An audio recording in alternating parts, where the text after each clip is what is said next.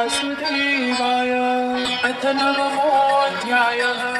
श्रीभगवानुवाच इदं तु ते गुह्यतमं प्रवक्ष्याम्यनसूयवे। ज्ञानं विज्ञानसहितं यज्ञात्वा मोक्ष्यसे शुभात्। राजविद्या राजगुह्यं पवित्रमिदमोत्तमं। प्रत्यक्षावगमं धर्म्यं सुसुखं कर्तुमव्ययम्। न श्रद्धाना पुरुषा धर्मस्यास्य परन्तप। अप्राप्य मां निवर्तन्ते नित्यसंसारवर्त्मनि। मया ततामिदं सर्वं जगदव्यक्तमूर्तिना। मत्स्थानि सर्वभूतानि न चाहं तेष्वस्थितः। न च मत्स्थानि भूतानि पश्य मे योगमैश्वरम्। भूतभिन्न च भूतस्थो ममात्मा भूतभावनः। यथाकाशस्थितो नित्यं वायुः सर्वत्र गो महान्। तथा सर्वाणि भूतानि मत्स्थानीत्युपधारय। सर्वभूतानि कौन्तेय प्रकृतिं यान्ति मामिकाम्। कल्पक्षये पुनस्तानि तन्मादौ विसृजाम्यहम्। प्रकृतिं स्वामवष्टभ्य विसृजामि पुनः पुनः। भूतग्राममिमं कृत्स्नम् अवशं प्रकृतेर्वशात्। न च मां तानि कर्माणि निबध्नन्ति धनञ्जय। उदासीनवदासीनं प्रसक्तं तेषु कर्मसु।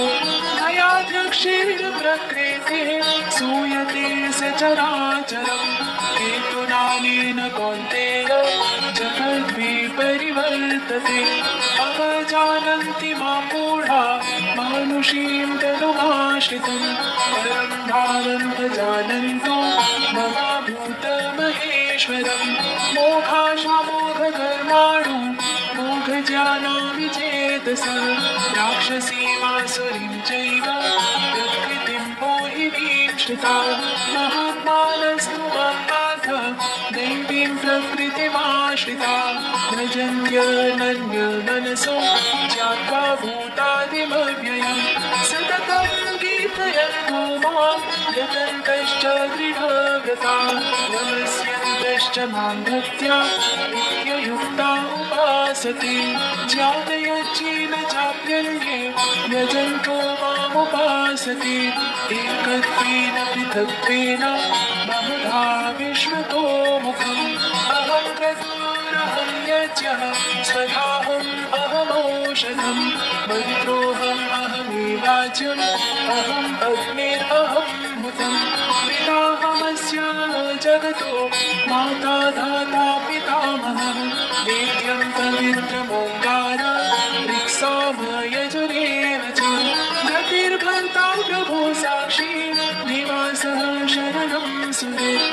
प्रभवः प्रलयं स्थानं निधानं बीजमव्ययम्। प्रभाम्यहम् अहं वर्षं विक्रीणाम्यत्सृजामि च। अमृतं चैव मृत्युश्च सदा सच्चाहमर्जुन। त्रैविद्या मां सोमपापूतपापा यज्ञैरिष्ट्वा स्वर्गतिं प्रार्थयन्ते।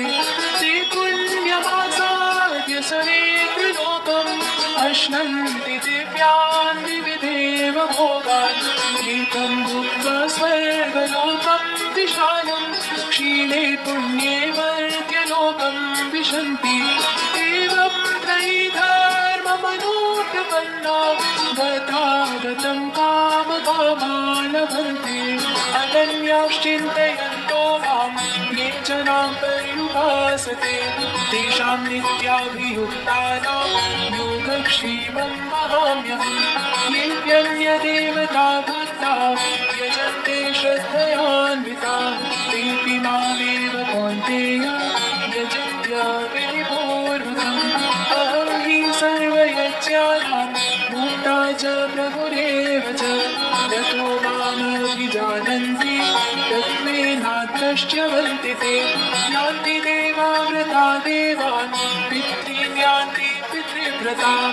भूतानि यान्ति भूते च यान्ति मर्त्या च नोऽपि माम्।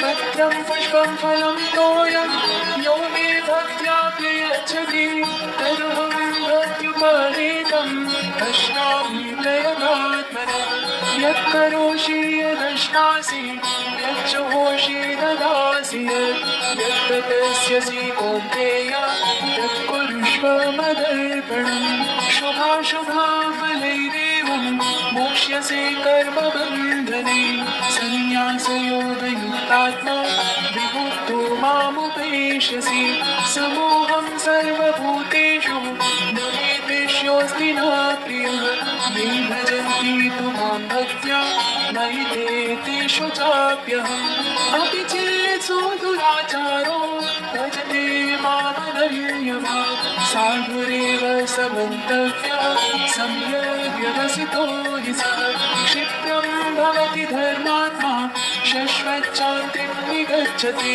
कौन्तेय प्रतिजानीहि न मे भक्तः प्रणश्यति मां हि पार्थो व्यपाश्रित्य येऽपि स्युः पापयोनयः स्त्रियो वैश्यास्तथा शूद्रास्तेऽपि यान्ति परां गतिम् किं पुनर्ब्राह्मणा पुण्या भक्ता राजर्षयस्तथा अनित्यमसुखं लोकम् इमं प्राप्य भजस्व मां मन्मनो भव मद्भक्तो मद्याजी मां नमस्कुरु मामे वैश्यसि बुद्ध्वैवम् आत्मानं मत्परायणः ॐ तत्सदिति श्रीमद्भगवद्गीतासु उपनिषत्सु ब्रह्मविद्यायां योगशास्त्रे श्रीकृष्णार्जुनसंवादे राजविद्या राजगुह्ययोगो नाम 9मोऽध्यायः।